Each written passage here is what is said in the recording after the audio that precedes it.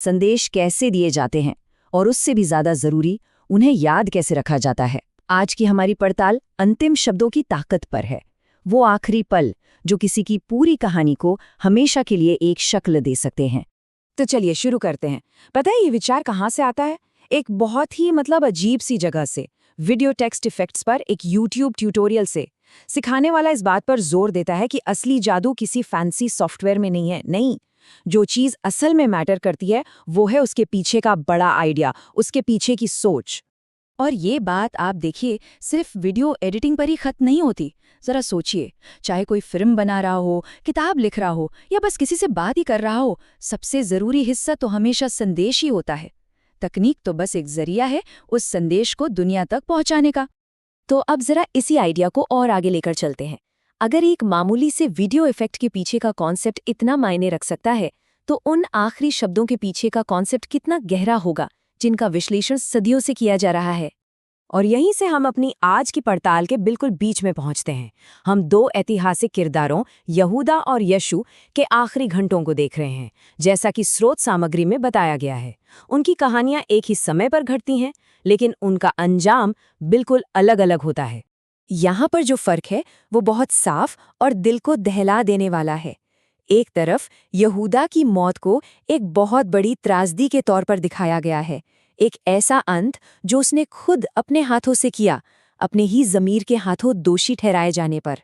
और दूसरी तरफ यीशु की मौत को एक महान विजय के रूप में पेश किया गया है, भले ही दूसरों के हाथों हुई, लेकिन एक बड़ी ईश्वरीय इच्छा को पूरा करते हुए। दो रास्ते और दो बिल्कुल अलग अलग अंत। तो चलिए यीशु के अंतिम शब्दों के मतलब को समझने की कोशिश करते हैं, जैसा कि स्रोतों में समझाया गया है। और पहला विषय जिससे हम शुरू करते हैं वो है क्षमा। ये क्रूस पर कहे गए पहले शब्दों में से एक है। मतलब असहनीय पीड़ा के बीच में भी ध्यान अपने ऊपर नहीं बल्कि दूसरों पर है। ये एक बहुत ही शक्तिशाली बयान है और ये एक बहुत गहरे मकसद की तरफ इशारा करता है। तो यहाँ देखिए जरूरी बात क्या है। स्रोतों के मुताबिक ये प्रार्थना सिर्फ रहम दिखाने का काम नहीं थी, ये उनके पूरे मिशन का सेंटर पॉइंट थी। ये इस विचार को सामने रखती है कि इंसानी गलतियों की कीमत चुकाई जा रही है, और ये माफ़ी सिर्फ उन लोगों के लिए नहीं थी जो उस पल वहाँ थे, बल्कि हर उस इंसान के लिए जो इस पर विश्वास करेगा।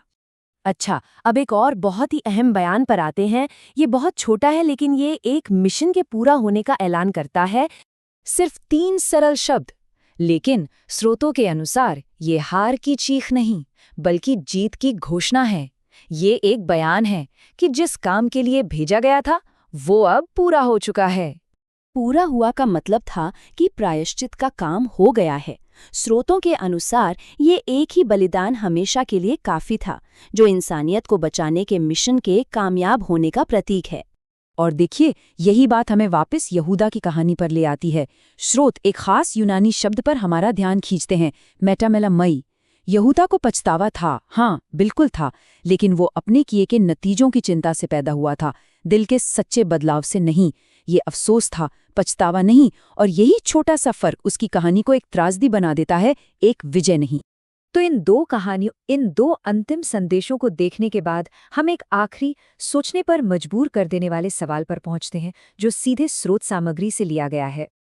आखिर में ये विश्लेषण हम सभी के सामने एक निजी सवाल खड़ा करता है।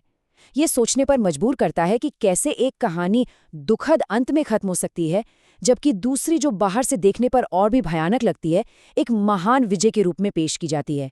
ये वाकई अंतिम शब्दों और उनके पीछे छिपे इरादे की कला पर एक बहुत शक्तिशाली चिंतन है।